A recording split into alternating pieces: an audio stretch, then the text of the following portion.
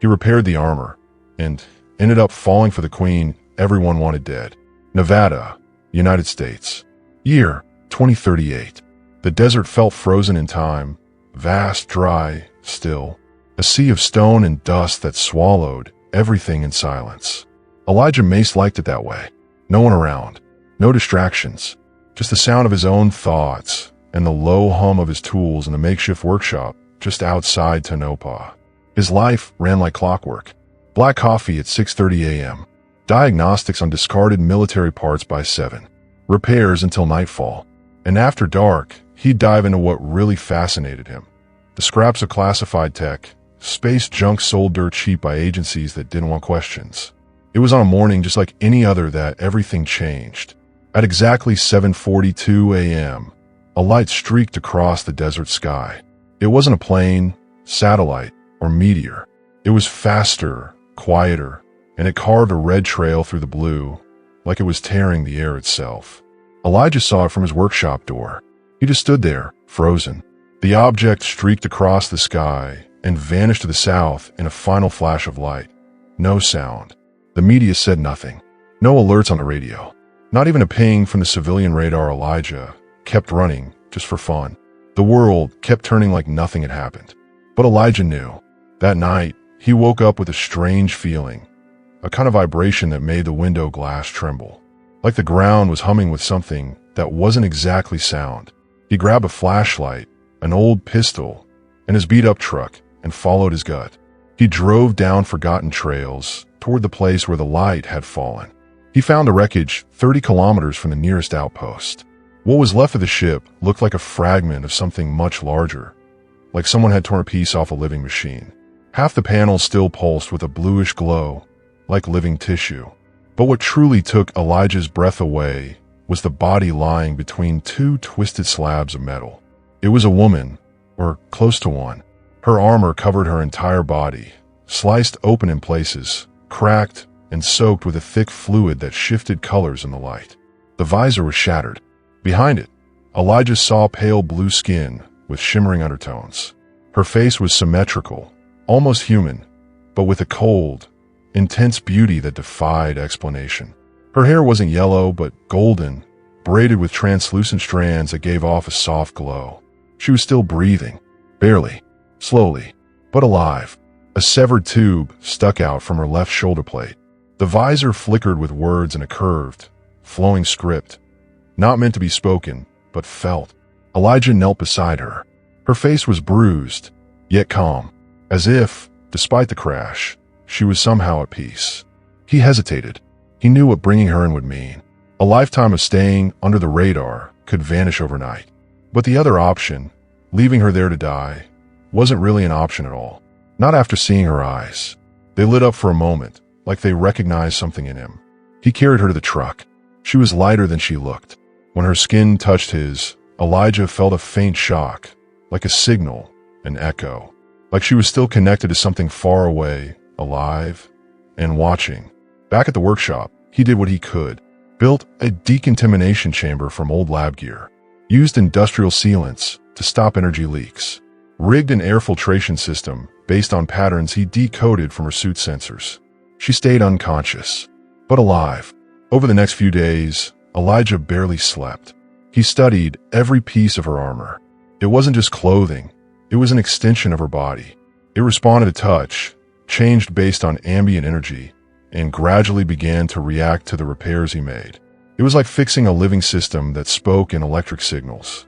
What shocked him was how naturally it all came to him. The tech seemed to want to help. Some sections reconfigured themselves after he sealed a crack or realigned a circuit. Others fused with new alloys he made from earth metals. It was like she trusted him, and her, still unconscious, but changing. By the 8th day, he noticed her face had softened. The tension was gone. In the days that followed, her eyelids twitched like she was dreaming. Tribal markings beneath her skin started glowing in soft, rhythmic patterns, soothing, almost like a heartbeat. On the 13th day, he heard something new, a faint cry from the isolation room. When he entered, the lights had turned blue. Her armor had partially reformed.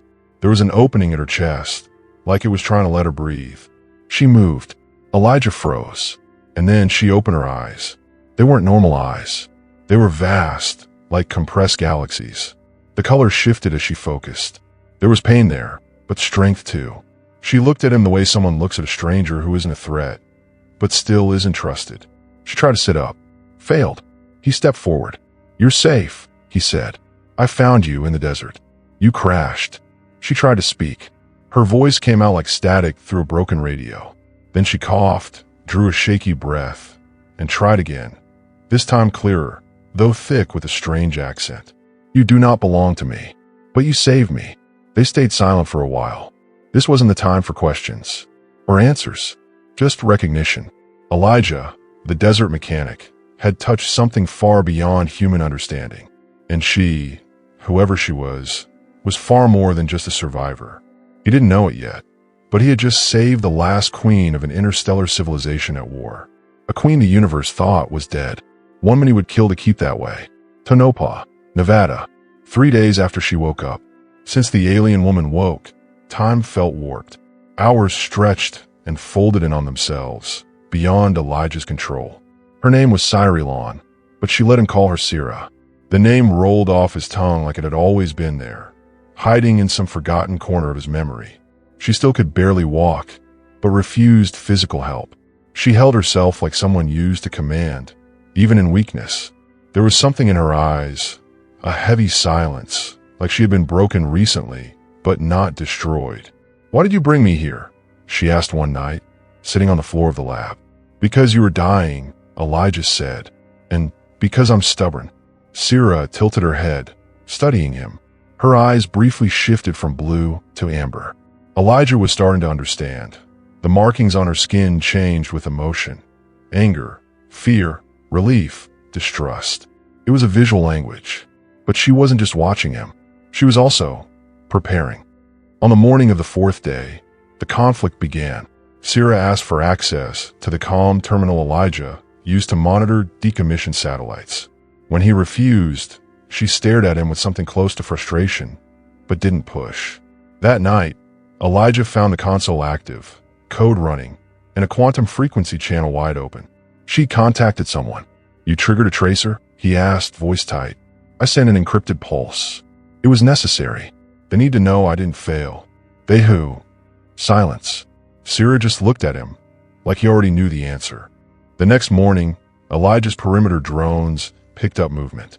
3 unmarked civilian vehicles moving slowly toward the workshop. Not authorities, not on any known routes. And they seemed to know exactly where they were going. He triggered lockdown protocols, sealing every entrance. When he returned to the lab, he found Syrah wearing what remained of her armor. The plates he'd restored moved fluidly over her body, but the suit was still incomplete. The inner layers, the neural tech, were still dormant. "You drew someone here. Are they coming for you or for me?" Elijah asked. Syrah hesitated. "Both." Cultural divide. She didn't understand why Elijah cared about the risk. To Syrah, helping without knowing the consequences was reckless. Protecting without a reason was foolish. But Elijah didn't see it that way. "You're talking to someone dangerous. And now they're coming here," he said. "I'm the dangerous one, Elijah. I was a queen. 12 systems under my rule. I was betrayed. They think I'm dead. If they find out I survived." She trailed off. The markings on her skin darkened, turning gray. "You'll die for keeping me here." Elijah said nothing for a moment, then simply replied, "Then we'll have to make sure you don't get found." At sunset, the vehicles retreated. They didn't try to breach the workshop. They just watched from a distance. But the message was clear. "We know where you are." And Syrah, who had once just been a strange survivor, was now a threat. To Elijah, to herself, maybe to everything nearby. The tension grew. There was no more time for secrets. And what she was hiding was only the surface.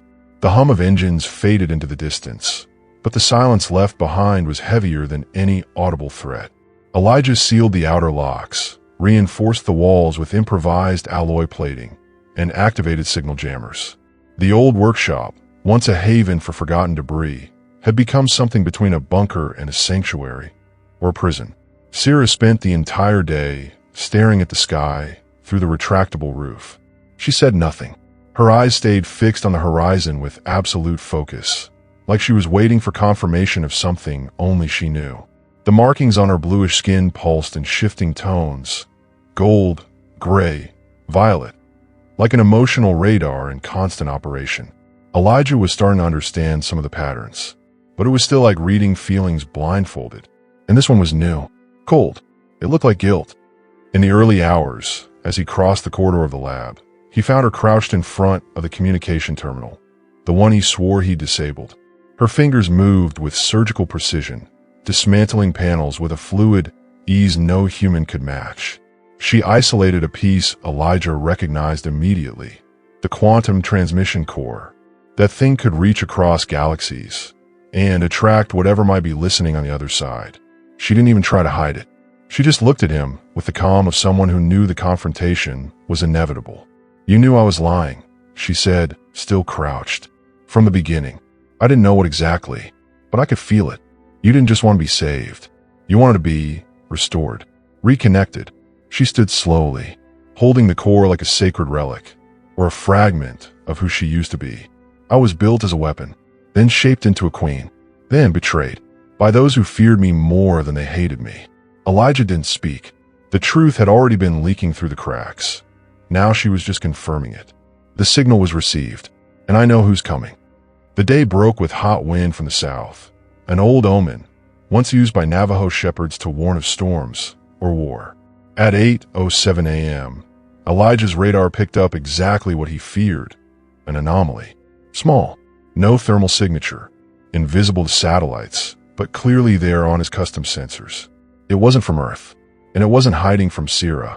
It was heading straight for her. Sierra stepped up to the monitor. The glow in her eyes dimmed for a moment. "Genetic hunters. Execution unit. They've triggered the silence protocol." "Silence?" Elijah asked. "When they want to erase something from existence. No proof. No survivors. No record." He closed his eyes briefly. The weight of the decision he'd have to make began to settle. "You got any family?" he asked, not knowing why that question mattered now. There was a pause. "I did. So did they." The rest of the day was a race against time. Elijah overhauled the workshop's defense system, synced Sierra's armor to the central power conduits, installed an emergency pulse stabilizer into her chest, a prototype that might hold for 5 minutes in real combat. Maybe less. Sierra refused help when attaching the final plates, but didn't stop Elijah from adjusting the modules. Something in her had started to trust him, but only enough not to interfere. The fear was still there, not of death, of letting him die because of her. When he handed her the manual control for the stabilizer, she hesitated. "You won't survive if you stay," Elijah said. "And you think I will if I run?" He didn't answer, just walked to the bench, grabbed a small case, and set it down beside her. "This is an EMP core. If everything fails, I trigger it. It'll wipe out everything in a 5-kilometer radius, including your body, if you're still linked to the suit. You'd burn it all for me." Elijah looked at her like he was staring at his own end. "Not for you. For what they did to you. No one deserves to disappear without a trace." At 7:42 p.m., the sensors locked on a final approach. A black ship, compact, no windows or visible lights, hovered less than a kilometer away. It emitted a sound too deep to hear, but it made Elijah's bones vibrate. Sierra stood tall, now fully suited up. The armor gleamed deep blue, laced with golden segments that lit up at critical points. She looked like a wounded goddess, ready to fall or to burn the entire sky. Just before the final moment, there was silence between them. Nothing more to say, but as she turned to leave, Sierra stopped. "You still don't know who I was, or who I am now. Does it matter?" She gave a half smile, almost invisible, maybe only to me. The plan was simple and suicidal. Elijah would draw the ship in with a reconfigured transmitter. Sierra would escape underground, using the ghost ship he'd hidden years ago for black market deals. But the plan had holes, and they both knew it. The tension was physical. The dilemma was real. Elijah was about to die for someone who wasn't even human, and Sierra, the last fallen queen, was about to run while another died for her, something that would never happen among her kind. On the horizon, the ship hovered over the desert.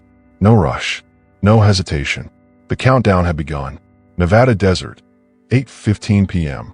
The black ship descended without a sound, just shifting the air around it like space itself rejected its presence.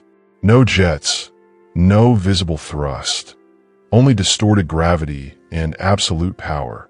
Sierra watched from the highest point of the workshop, linked into Elijah's system. They had synced their transmissions without speaking, like soldiers on a suicide mission. No more practice, no more fear, only the plan. And the plan was already falling apart. They're not scanning the structure. Elijah whispered into the comm. They already know exactly where you are. Sierra, clench her fists. The lights in her armor flickered, the pulse stabilizer responding to her emotional state. Every adrenaline spike meant risk of overload. Then I'm staying, she said. Running is the only chance your bloodline has to survive, Elijah replied. And you are the only reason it still matters. At 8:23 p.m., the side of the ship opened. No sound, no visible signal, just a figure materializing from nothing. Humanoid, tall, face hidden behind a six-eyed black helmet. The genetic hunters didn't speak. They didn't negotiate. They only purged. Elijah triggered the perimeter pulse trap. The invisible field wrapped around the ship. The lights in the workshop flickered. Everything vibrated. But the hunter didn't stop. He took a step, then another, until his voice cut through the air, modulated, synthetic, ancient. Turn over the exile, or be erased with her. Sierra activated the reflective shield in her armor, appeared at Elijah's side, and responded. If you erase me, the bloodline ends. If you take me alive, your secret gets out. Quite the dilemma. The hunter paused. She played her only real trump card. She was living proof the dynasty still existed. And that was too dangerous for those who wanted eternal silence. Then Elijah did something even Sierra didn't expect. He triggered the EMP core. A silent wave of blue light burst through the workshop, frying circuits, shattering protocols, wiping connections. The hunter was thrown backward, his armor shuddering under the overload. But Sierra dropped to her knees too. Her armor flickered, unstable. Her circuits were failing. Why? She whispered. You should have waited. Elijah knelt beside her. You don't get it. I'm just a man, one among billions. But you're what's left of an entire people. You have to live, even if you end up hating me for it. She touched his face with a trembling hand. The tribal markings on her skin were almost gone.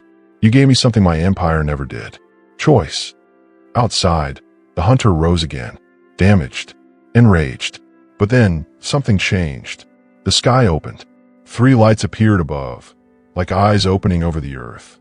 Ships, from her kind, silent, sleek, allied. The signal she sent earlier wasn't just intercepted by the hunters. It had been answered by loyal rebels. The queen was alive, and she had sparked an uprising.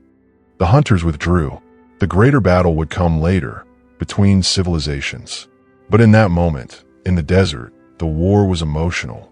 Sierra deactivated her command protocols, forced her armor offline, and looked Elijah in the eyes. You're not a soldier, not a king, not part of anyone's game. But today, you changed everything. She smiled. For the first time. Megaphone, if you've ever rooted for an impossible love, for sacrifices no one else would ever witness, subscribe to the channel. Because here, we tell stories that deserved to become legends. The desert, once still, had become sacred ground. The silence after the hunter's retreat wasn't the same. It was dense, heavy, too thick for even the wind to carry away. Elijah could taste the metallic tang of ozone in the air. The EMP pulse heat unleashed had collapsed most of the local power grid. Inside, the workshop systems blinked weakly, trying to reboot on backup power. Sierra was unconscious, lying on the main workbench. Her armor emitted soft, irregular noises, like synthetic breathing. The plates were damaged, but slowly repairing themselves. The tribal markings on her skin were completely gone, a critical sign. Elijah knew what that might mean. Neurological shutdown, or death. He wouldn't let that thought stay in his mind for more than 3 seconds. Through the night, Elijah tried everything. He stabilized the power core, recalibrated the secondary conduits, injected synthetic organics derived from her blood, hoping to speed cellular repair. It didn't work like human biology, but he was getting good at improvising. At last, He sat beside her, exhausted. His hands were covered in grease and fluorescent blood. He stared at her face like it was an ancient sculpture, beautiful, unreachable, and cracked by time. "You drag me into a war that's not mine," he said softly. "And still I'd fall again. Every time." At dawn, the markings slowly began returning to her skin. Faint but alive. Elijah barely had time to feel relief when a high-pitched sound split the air. Not an attack, but a spatial fold field opening above ground. He rushed outside and saw one of the ships from the end of the battle was still there, hovering, waiting. When he returned, Sarah was awake. Her eyes were heavy, but aware. She stared at him for a long moment before finally asking, "They came for me?" Elijah nodded. "And you'll go with them?" She didn't answer right away. She just sat up slowly, with his help. "I have to." The word lingered between them. It wasn't "I want to." It wasn't "I will." It was "I have to." And that hurt more than any goodbye. They're your loyalists? They're part of a dissident core. I was the symbol. Now I'm the spark. Without me, they fall apart. And with me, Elijah started, but didn't finish. Sarah looked at him. The glow in her eyes was returning, soft, warm. "With you, I become something else. Something my people wouldn't know how to accept." He helped her stand. Her movements were still stiff, but she made a point not to appear fragile. The Queen was back. In the improvised hangar, a small compartment on the rebel ship opened. One of the crew, a slender creature dressed in ceremonial silver robes, made a hand gesture, something between a salute and a bow. Elijah took a step back. Sarah did not. She stopped in front of the ship, looked out over the desert, then the workshop, then at him. "They don't understand why you did this." "Neither do I." She smiled. "You should come with me and become the symbol of your bloodline's end." "No, but maybe the start of another." That's when the real dilemma emerged. The risk was no longer life or death. It was staying or letting go. One path where she would live as a war monarch, rebuilding what had been destroyed, and another where she could simply be Sarah, beside a human who had restored her dignity with rusty tools and an intact heart. But time didn't wait. She walked up to Elijah and placed something in his hand, a small crystal cube, glowing with 3 shifting layers of light. "This holds everything I am. Bloodline, technology, language. If anything happens to me, this must be delivered to my people. And if I survive, I want it to be your voice that records who we were." "Were?" he asked, unable to hide the bitterness. "Maybe it's just the beginning." She turned, stepped onto the platform. The ship began to rise. Elijah stepped back, still holding the cube as if it were an exposed heart. But when the ship reached 50 meters, it stopped. The hatch lowered again, and Sarah returned. She ran, for the first time, toward him, her armor partially activating with each motion. She reached Elijah and pulled him into a sudden, almost fierce kiss. The markings on her skin burned gold. When they parted, she whispered, "Now I understand why you humans fight so hard. You love, without any guarantees." She returned, boarded. This time, the ship truly left, but not like before. It left a visible trail across the sky, as if, this time, it wanted to be remembered. Elijah stood there, alone in the desert, but something inside him had changed. It wasn't just her absence. It was the presence of what she left behind. 2 months later, Nevada desert, edge of silence. The sun still rose in the same place. The wind still blew the same way. But Elijah Mace's world had shifted on some invisible axis. He still lived in the same workshop, still drank black coffee at 6:30 a.m., still repaired broken drones and dug through the remains of America's military past. But he was no longer the same man. Since Sarah left, Elijah had spent whole days replaying every word, every gesture, every silence between them. It wasn't ordinary longing. It was as if something vital had been disconnected, not by her physical absence, but by the sudden absence of meaning. Sarah had left him with a crystal cube. At first glance, it looked like nothing more than a pretty object. But when exposed to direct moonlight, it activated. It showed images, words, fragments of a dead empire's story, of an exiled queen, of a shattered planet. It was, in essence, a living archive of an entire civilization. And she had entrusted it to him, a solitary human, with no title, no rank, no royal blood. For weeks, Elijah had tried to shut it all out. tried to convince himself she was the exception, that the whole thing was just a cosmic anomaly. But something in him refused to move on. He began studying the cube obsessively, built an interface that decoded the binary patterns into audio and video. He learned the basics of her language, the hierarchy codes, the way her people recorded their history, not on paper or in digital files, but in emotional impressions, crystallized and accessed through thought. He began to dream of her, and in those dreams, she spoke to him, sometimes angry, sometimes calm, sometimes lonely. In the third week, he accidentally activated a communication protocol. The cube lit up intensely and, for 42 seconds, opened a transmission in a gravitational frequency. A flickering image appeared. Sarah, surrounded by a command field, wounded, but alive. She said, "If you're still out there, don't give up on me." And then it was gone. That changed everything. Elijah realized she was at war, that she hadn't returned to rule, but to rescue her people from a political system that imprisoned her, even as queen. He started sending signals, using microbursts, symbolic encryption, patterns inspired by the cube's archives. He didn't know if she was receiving them, but he kept sending. One night, he broke down emotionally, smashed tools, screamed at the sky, cried until his body ached. He shouted her name, not because he thought she'd hear it, but because he couldn't carry it inside anymore. And then, the cube lit up. Sarah appeared, not in the flesh, but in projection, alive, in real time. Her image trembled, but her eyes were the same. She was in a metallic space, moving fast. Behind her, voices in another language. Alarms. Shouts. She spoke. "Elijah, we're losing. I needed to see your face again." He touched the hologram, knowing it was futile. "Are you coming back?" She hesitated. "Maybe. If I survive. If my people. Let me live as who I am now." "And who is that?" Sarah looked directly at him. A queen who learned to love without control, and to choose with her heart.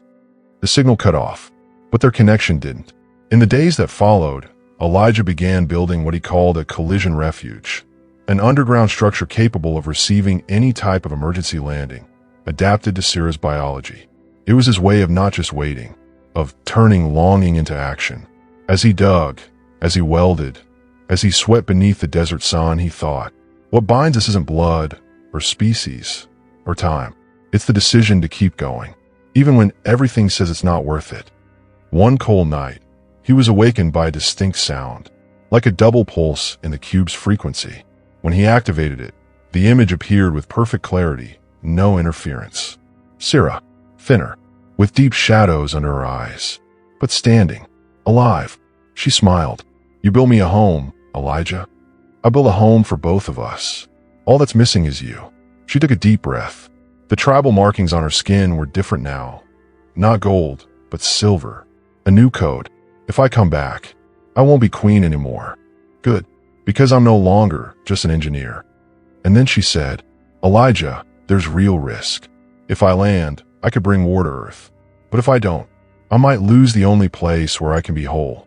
He walked to the entrance of the workshop. The sky was clear. Earth is already a battlefield of its own.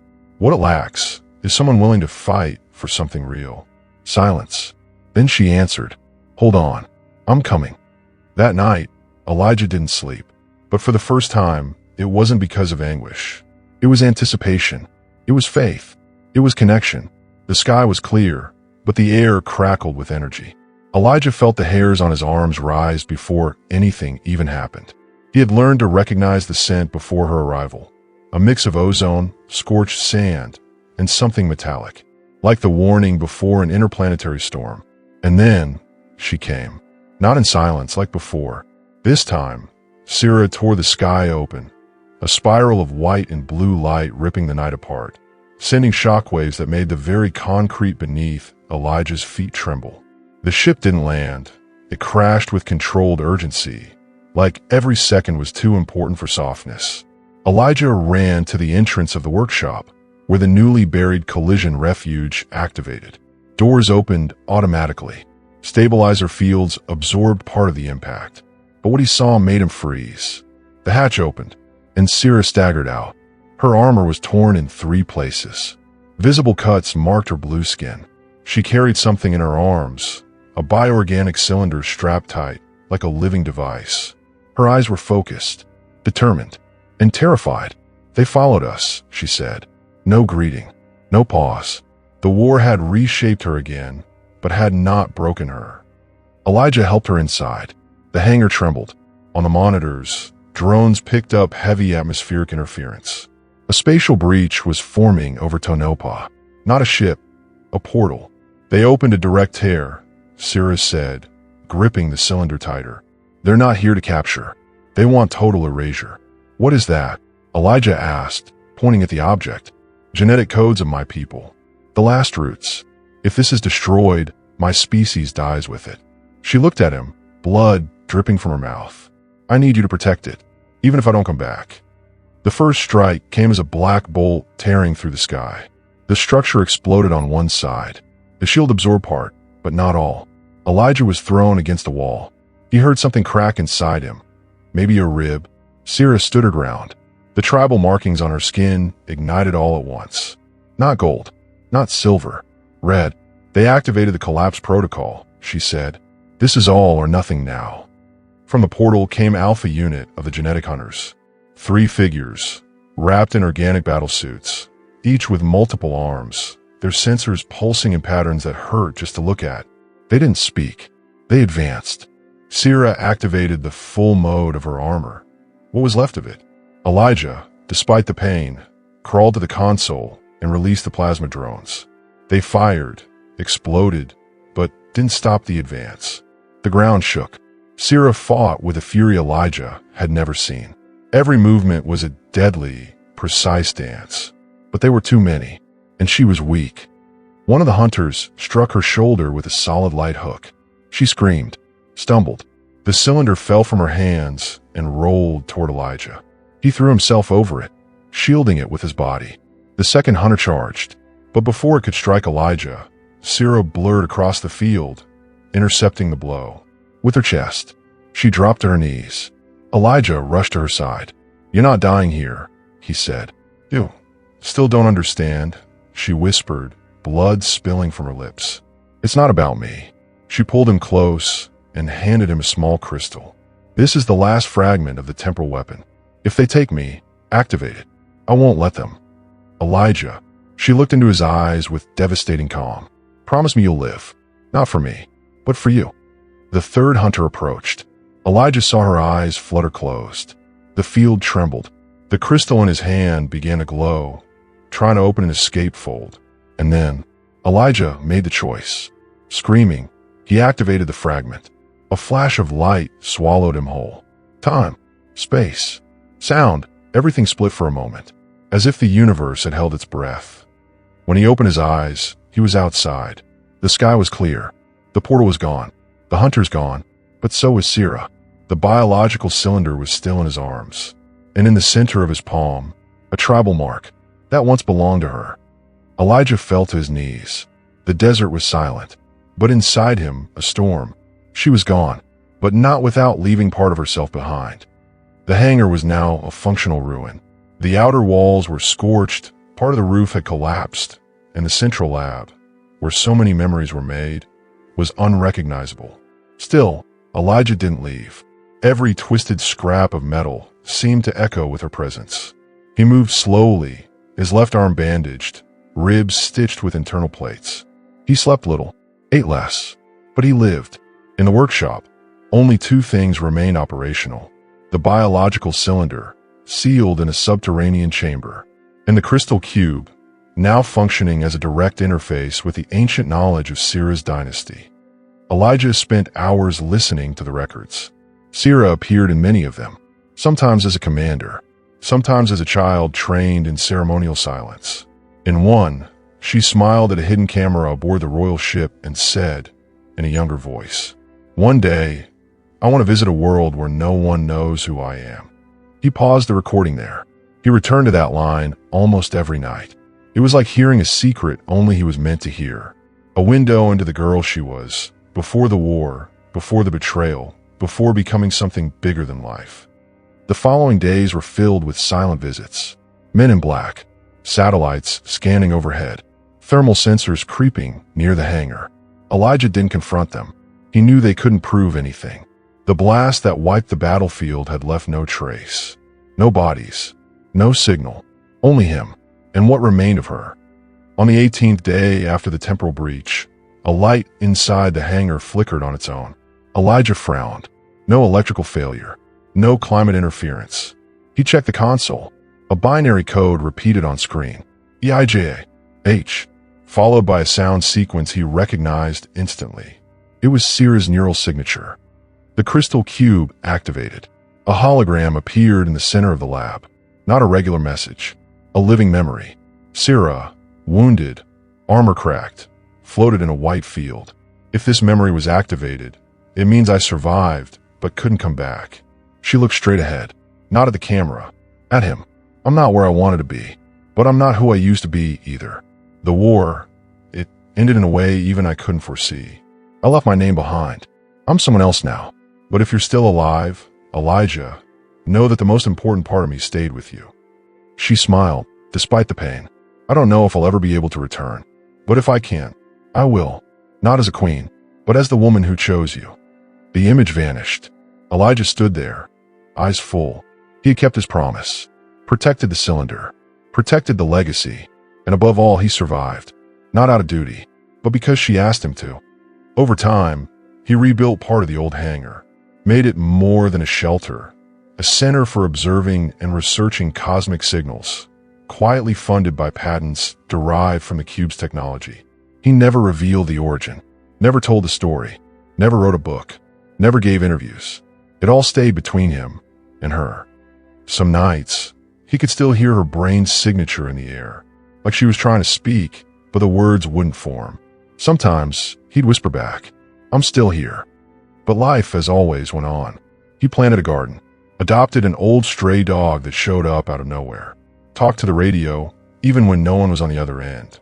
Laughed at memories. Cried too, but without pain. Because love hadn't ended. It had only changed form. In a corner of the workshop, there was a wooden bench where he kept the crystal cube and the biological cylinder. Next to it, a handmade sign. If she comes back, this is where she'll find me.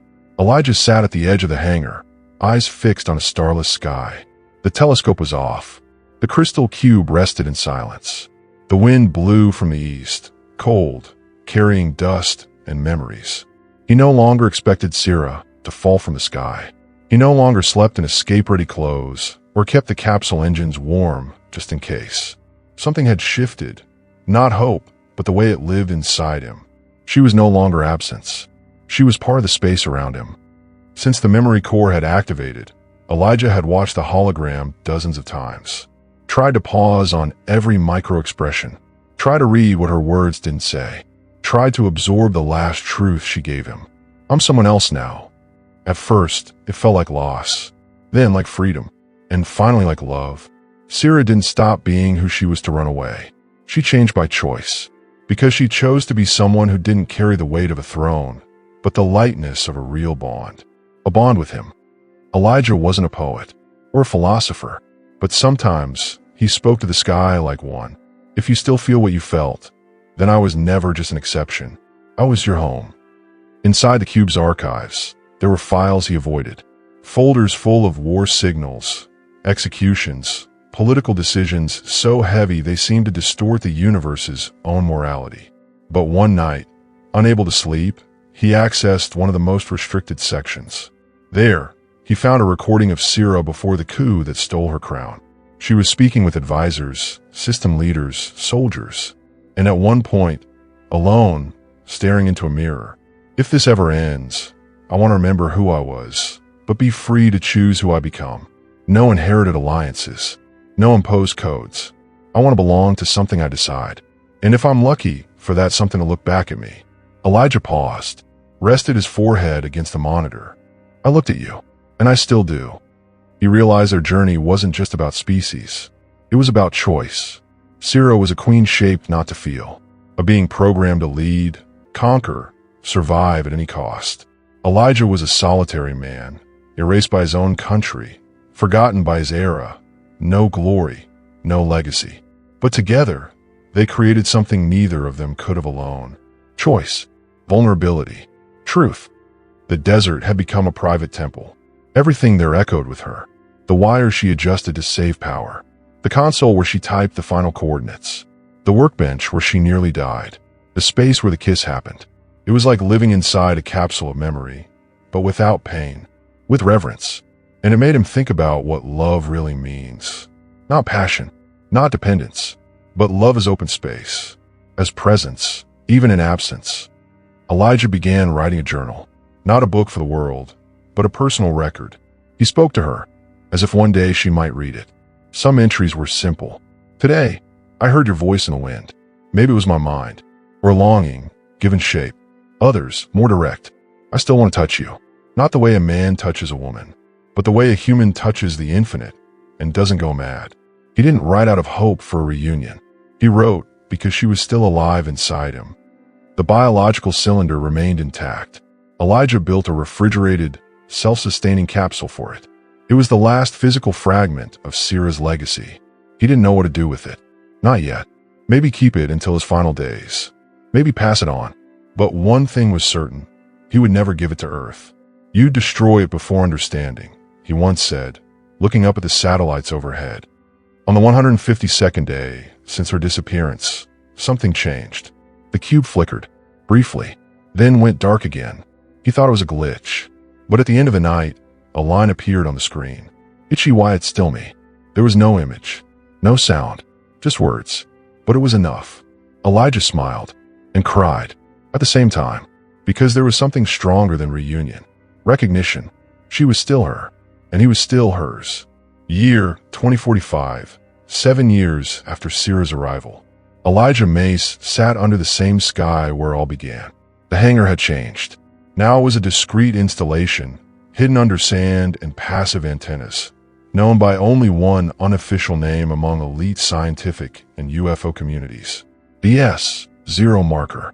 No one knew what the S stood for, but Elijah knew. Sierra. For years, he maintained intermittent contact with signals of unknown origin, fragments, gravitational pulses, coded light patterns only the cube could decode. No clear images, no promises of return, until on a cold December morning, the cube activated on its own. It projected a full-scale female figure, not a regular hologram, a neurological simulation of real presence. And for 5 minutes, Sierra was there. She didn't speak. She only looked at him and smiled, like someone saying, "I'm still here." Elijah aged with dignity. The white hair came, but his mind stayed sharp.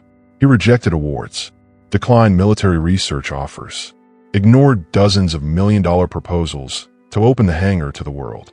His purpose wasn't fame. It was protection, the safeguarding of something no one else could understand without destroying it. The biological capsule was still alive. It grew slowly, but in cycles. He didn't understand the rules, but he noticed patterns. Every now and then, it emitted its own light, as if reacting to waves of human emotion. He suspected it wasn't just a genetic legacy. It was a being, an heir. At 68 years old, Elijah wrote his first farewell message in a journal. "If you ever come back, and I'm no longer here, know that I was yours until my last breath. And even if no one else knows what we lived through, the truth exists between atoms. And I left signs. For you. Only for you." On the morning of his last day, he walked to the field where Sierra first landed. He buried something there. Not the cube, not the capsule, but the ring he made from the alloy of her armor, kept safe since that first confrontation. He placed it inside a crystal capsule, along with a note. "You were the only thing that made me challenge the impossible and want to live to see what comes next." Elijah passed away quietly, alone but at peace. He was found days later, lying there with a cube in his hands, as if listening to it. And maybe he was. The cube shut off on its own the moment his vital signs stopped, and one last line appeared on the screen. "You fulfilled it. I felt everything. Goodbye, my human." The world never knew the truth. The government swept away the traces, blaming chemical leaks and experimental equipment malfunctions. But to the few who knew Elijah, there was something in his eyes that said more than any document ever could. It was as if he'd seen infinity and kissed it back. Years later, a silent ship entered Earth's orbit and disappeared without detection. Only a low-res civilian satellite captured the moment, a white blur curving over the desert, and a shadow leaving the ship. No one to check. But days later, a small crystal reappeared in the center of Elijah's hangar. Inside it, a single image. Elijah and Sarah, together, holding hands, sitting beneath the sky. The caption read, "What begins with collision can end with connection. If you believe love can cross species, distance, wars, and time, comment below what touched you most in this story. Subscribe to the channel, because here we keep the romances that should have been impossible, but happened anyway.